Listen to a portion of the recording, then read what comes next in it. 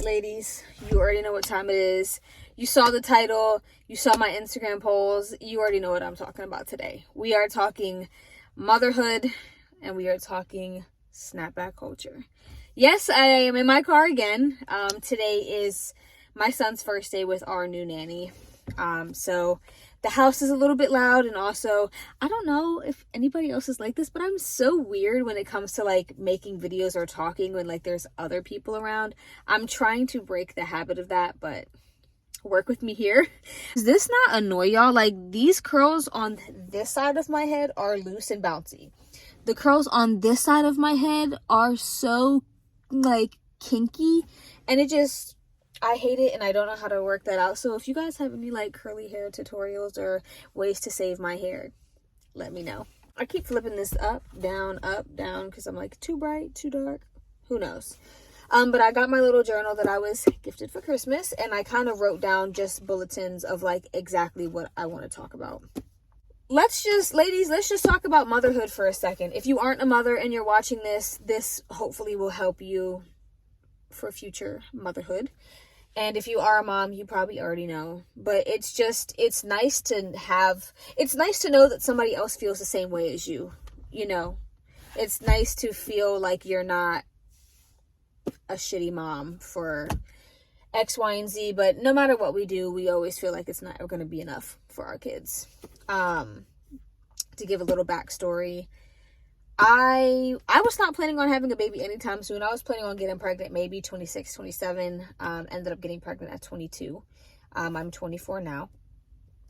And it was really crazy. It was very scary. I didn't even know how to feel. I didn't even know what to do. I was very, very, very scared.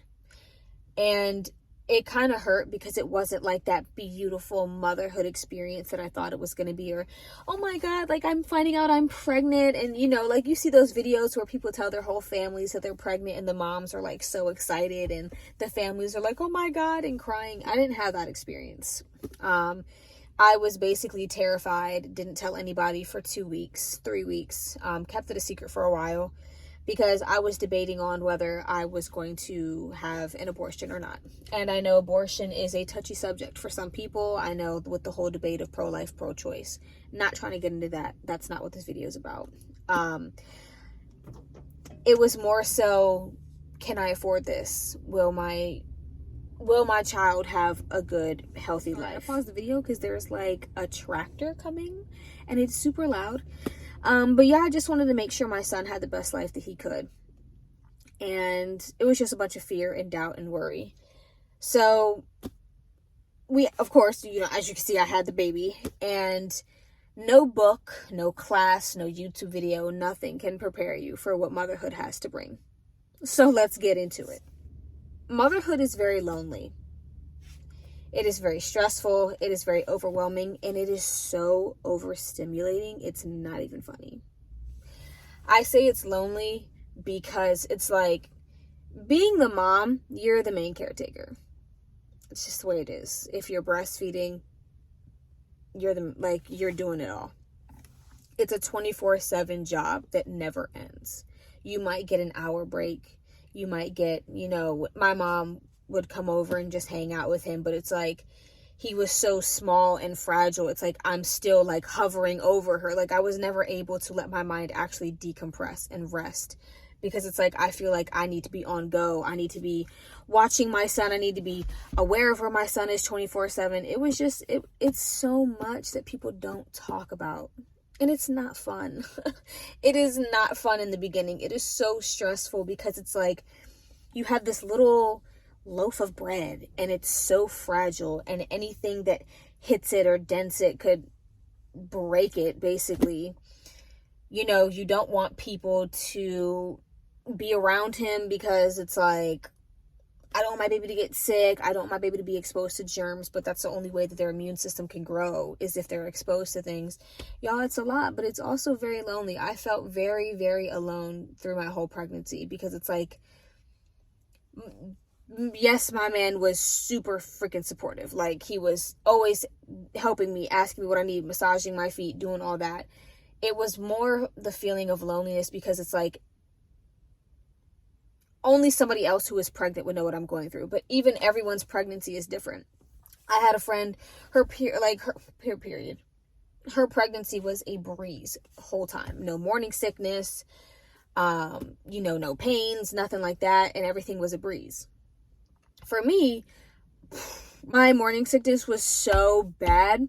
Like, I despised my man. I looked at him like, man, I could really slit your wrists right now. Like, I was so mad at him because I'm like, you did this. Like, you made me feel this way. You did this to me. And I'm just like, but then it's like, I'm having conversations with myself in my head, like, Sabrina, you can't be like that. Like, girl, calm down. Let's get into my second point is breastfeeding. Breastfeeding is not all what I thought it was going to be. And let's talk about the pressure to breastfeed for a second. Every single appointment I had, every single time I went to the doctor, every single time I just went to even just get my blood drawn, it's breastfeed, breastfeed, breastfeed. Are you going to breastfeed? Yes, that is the best. That is the absolute best thing that you can do. We recommend all women breastfeed. And it's like, okay, thank you. But every single time I went to the doctor, it was like shoving breastfeeding down my throat. Like, if I don't do this, my baby won't be healthy. If I don't do this, my baby will grow up with problems and issues. And it's just like, nurses and doctors will try to scare you, especially if you're a first-time mom. Now, if you've already had 2 or 3 kids, they don't even bother saying this stuff to you. Like, you already know the drill. But first-time moms, boy, they are on your ass on everything. And let's talk about them trying to force me to get some COVID vaccine. Listen, sweetie, I'm pregnant. This vaccine just got released 2 weeks ago. Not even FDA approved yet. And you want me to take it? Well, there's mothers dying in the hospital right now. There's mothers losing their babies right now. I don't want you to be one of those. And I was like, and I won't be, because I have God by my side. And I have been praying for my whole pregnancy. I've been praying every day. God has got me, and God has got my baby. I'm protected and safe. But thank you so much. Thank you for your offering. Like, get out of here with that. Like, nobody wants to hear that every single appointment. Like, I about had to pop off on a couple of nurses, and I'm already pregnant, aggravated, irritated. You're making it worse. Thanks. But yeah, so my plan was to breastfeed exclusively for a year. Didn't go as planned. 3 months in, I got mastitis in both of my breasts. I woke up at like 3 a.m., immediately dropped to the floor. Immediately, like, boom, dropped to the floor. My boobs were like out to here, swollen, red, inflamed. I'm like, yo, I could barely breathe. I was in so, like, mastitis is probably worse than COVID. Mastitis is worse than, like, the worst flu. It was the worst feeling I had ever had in my life. My whole body was in aches and pains. I felt sick. I could barely move. Like, my man, he used to work overnight. This man had to leave work, literally come home, and milk me like a cow. Like, that might be a TMI, but ladies, like, milk was shooting out like 18 different ways. I'm sitting here crying and sobbing. It was awful. So then I got mastitis again, just in my right boob. And then after that, at 6 months, I was like, I can't do this anymore. Because breastfeeding, it takes a lot of time out of the day. I didn't have like the hands-free one. I had the one where you had to like sit at the pump and pump. But then it's like you stress yourself out, because it's like if one boob doesn't make as much milk than the other boob, and then you constantly have to pump, and then if you don't pump, there's no milk, so then you just have to breastfeed. It was too much, and that shit hurts. I'm gonna keep it real. It hurt for the first 3 months. They said it's not supposed to hurt after like a couple weeks. No, that shit was hurting all the time. I was like, I can't do this. Next, let's talk about, so I had a C-section. I was told at about 20 weeks that I'd be having a C-section because I had placenta previa, meaning my placenta was like covering my cervix, because my baby was like laying his head on my placenta as if it was a pillow, which, hey, if he wanted to be comfortable, he'll be comfortable. So that was great. And it was really crazy. Like, it was so crazy. And of course, everyone has their like birth story or like their birth plan. I want to have this and be in this nice big room and be so comfortable, and I want to do it unmedicated. Girl, I didn't even have a choice. It was, sweetie, you need a C-section. And I was like, all right, well, let's just get into it then. So I had a C-section. The recovery was really hard for me. A C-section, they basically just cut open 7 layers of your stomach and just pull a baby out. And I don't even want to get into how weird it felt. Being on a table, laid out, it's cold, it's bright. I'm hearing all these tools and people talking. The epidural, it took her like 3 or 4 times to get it right. I still have spine problems to this day. Like, I can't hunch over for a long period of time or my back is in excruciating pain. Love that. And so y'all, when I tell you I was pissed, I'm sitting on the table crying, shaking because I'm butt naked and it's freezing. It's so bright in there. But I was just praying the whole time. I was like, God, just please get me in and out. I don't want to be in here. Like, I just want to be booed up, cuddled up with my baby, and I want to leave.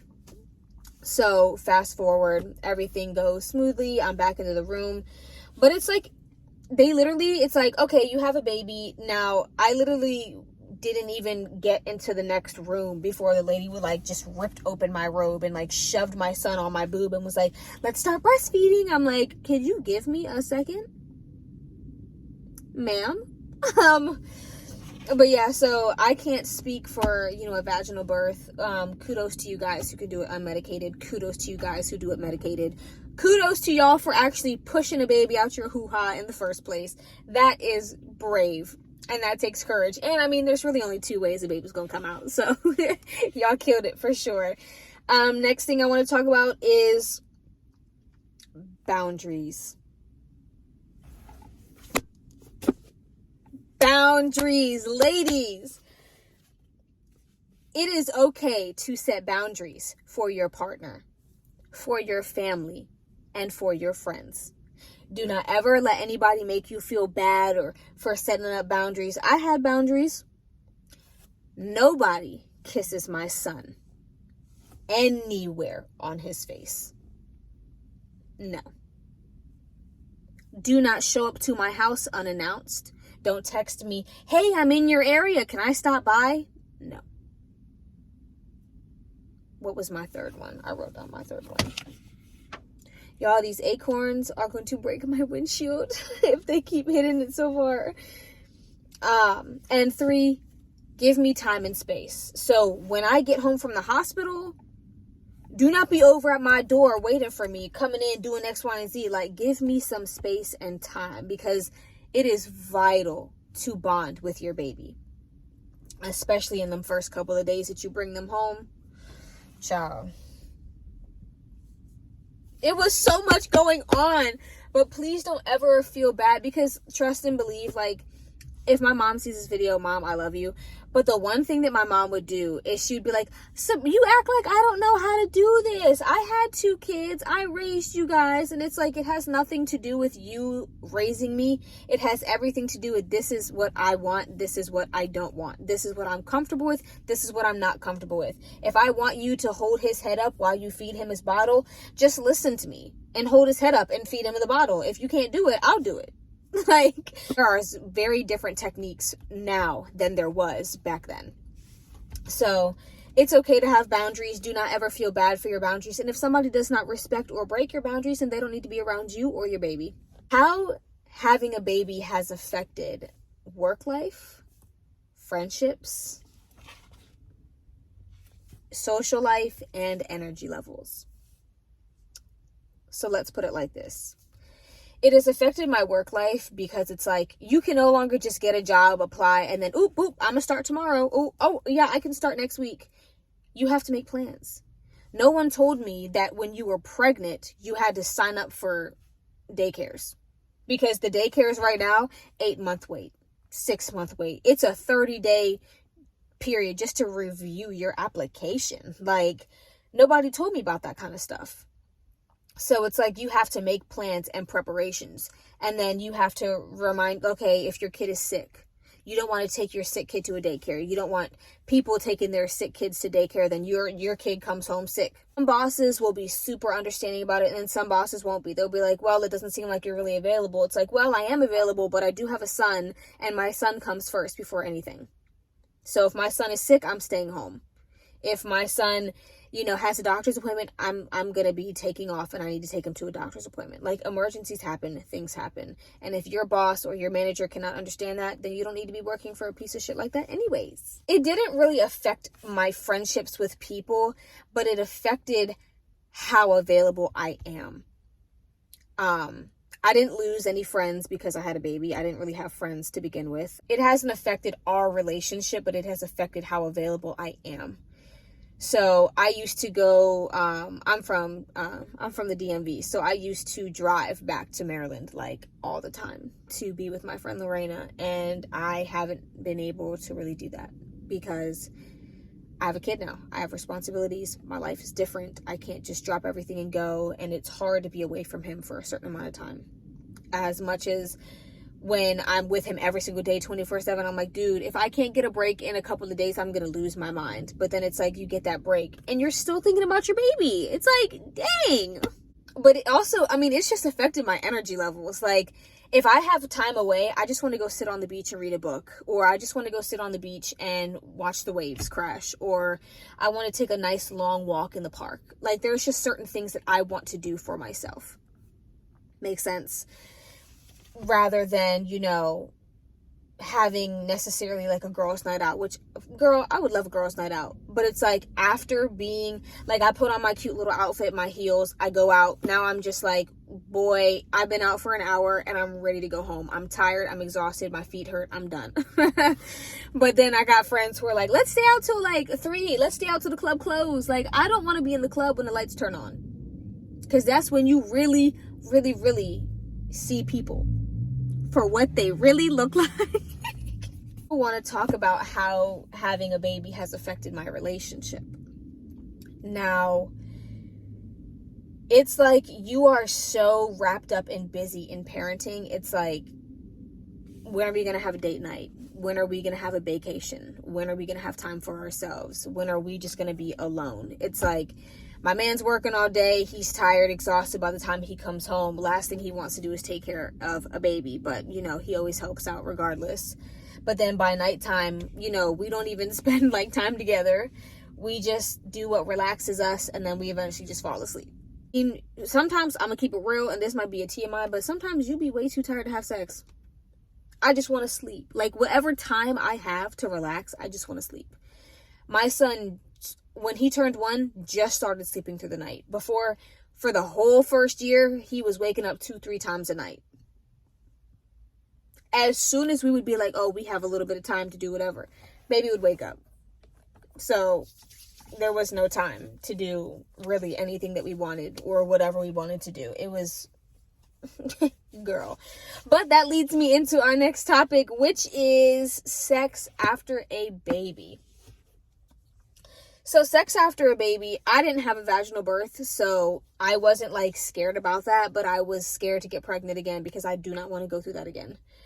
So I was like, oh God, like, is it gonna hurt? I was freaking out. I was asking the doctor at my 6-week checkup. I was like, is it gonna hurt?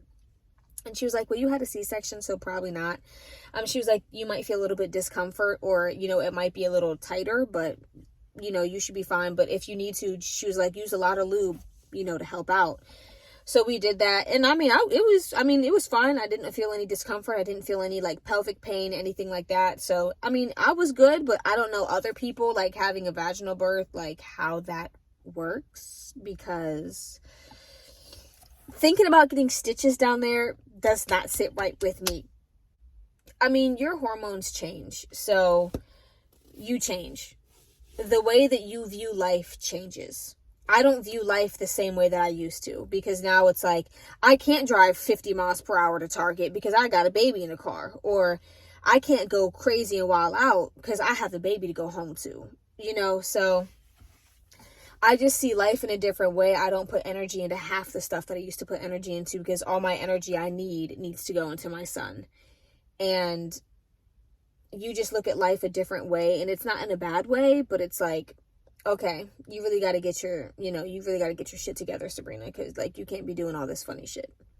You got to take something serious, because, like, I'm very humorous. I have a very good sense of humor.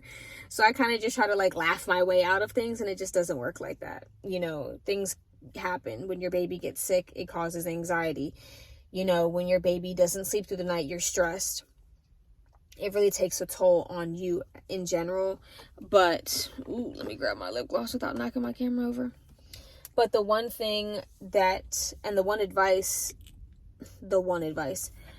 piece of advice that I can give out is, sorry, I should probably stop to do that, but know that you are doing every single thing that you can. Do not ever feel bad. Ever. Do not ever feel bad or feel like you are not doing enough, because you are going above and beyond. And as long as your child is eating, is loved, and taken care of, don't even stress it. Get to the good, juicy stuff. Let's talk about snapback culture real quick, because snapback culture, I'm going to let y'all know something right now, pissed me off majorly. So there is just so much pressure on women after carrying a baby for 9 months, gaining 40, 50, 60 plus pounds, to, baby's out, snap back. If you don't got it, suck it in. Like, who are you? Like, we see celebrities snap back quick. Why? That's because they have surgeons. That's because they have people, when right after they had the baby, while I'm recovering, go ahead and just take out that extra fat. Like, we don't have a choice to do that. I mean, you can if you want to, but, then you see some of the moms who have been working out their entire pregnancy, they have the baby, and then boom, in 2 months' time, they're back with a 6-pack, shredded abs. But that's because their body was used to working out 24/7, every single day. Me, I worked out a couple of times, and I was like, I can't do this. I barely had time to breathe. Like, I think I was 105 pounds when I got pregnant. I was 165 pounds when I had my son. No, I was 110 pounds when I got pregnant, 165 pounds when I had my son. Y'all, I blew up like a balloon. I blew up in my face. I blew up in my stomach. And I still got my stomach. I mean, not as big as it was, but I still got my little mom pooch that makes me self-conscious when I leave my house. But am I self-conscious because of society's beauty standards and because of snapback culture? Or am I self-conscious because I have, body dysmorphia and I just hate to have extra fat on my body? Like, I've started looking at things in a different way. Am I like this because of society, or am I like this because it's actually what I think? So I don't care about y'all snapback culture. My body is my body. I carried a whole human. Honestly, I'm not really in a rush. I saw that one interview or something of this guy. He was like, if my wife after having a baby does not get her body together within a couple of months, I'm just going to tell her I'm not attracted to her anymore and leave. Leave? Like, you would leave the woman who just gave birth to your child because her body is not what you want it to be? Really, I have had to learn to really love every single part of me. I've had to learn to love myself all over again. Just like after you get out of a bad relationship, or you get broken up with, or a friendship ends, or somebody passes away in your family, it's like you have to learn how to go through something, relearn how to love yourself again. And I don't mind doing that. I had to relearn how to love myself. I'm still on that journey. I have to learn how to relove myself over and over and over again. And I'm still working on that. I'm still doing that every single day. Because, it's hard. Like, let's really be honest. It is very hard sometimes to look down and see that stomach fat and be like, I never had this before. I don't like this. Why do I But then again, I'm saying that while I'm sitting on my couch with a bag of Doritos watching Mickey Mouse Clubhouse with my son, when I could be that mom who gets up at 6 a.m. and goes to the gym. It's like, no, that's not going to be me until I want it to be me. But I'm not going to let society try to tell me how I should and shouldn't be. Like, it's just not going to happen. So to wrap up this video, I hope that you guys really enjoyed and liked it. And please comment down below what kind of video you would like me to do next. Or even just comment down below. Feel free to DM me on Instagram if you ever want to talk, or if you ever just want to vent and talk about motherhood. Because I'm going to be really, really, really honest. And I feel like not a lot of moms would say this out loud. I sometimes reminisce and think about my life before my son.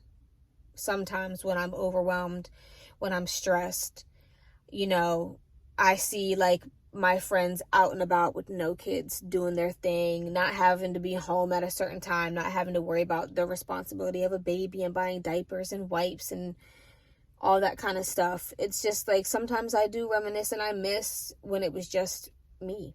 I have tried to teach myself that it's okay to not be happy being a mom 24/7. Because at one point I regretted motherhood. I never regretted having my son. I regretted motherhood. All that it entails. Having to be 24/7. Never get a break. Never get time off. Never get to just do your own thing anymore. You can't just run to the store real quick and get something. Now you got to pack the baby, get the baby in the car, pack a baby bag, do all this extra stuff. If you just want to spend the day at the beach, got to pack up all the stuff for the baby. It's a lot. You know, there's moms out there who will be like, oh my God, you don't like being a mom? Yeah, says the mom with 6 kids who is still breastfeeding 3 of them, and they're like 2, 3, 4 years old. Like, no mom is the same. No child is the same. It is my goal to create a safe space for moms to come and just rant and talk. And if you feel free, DM me on Instagram. Like, blow up my DM, please. I am always down to talk about motherhood and how it is stressful, and it's not all that it's caked up to be. Pregnancy is not all that it's caked up to be. Pregnancy is actually stressful. You feel gross, you're groggy, you're in pain all the time. So just know it's okay to be you. You're doing a great job with whatever you're doing. If you're pregnant right now, congratulations. Be excited for that little baby to come. And if you're not pregnant, or if you're thinking about having a kid, just know it is so much more than you think. Just think about everything that you do today in your daily life, in your daily day, in your daily routine, +1.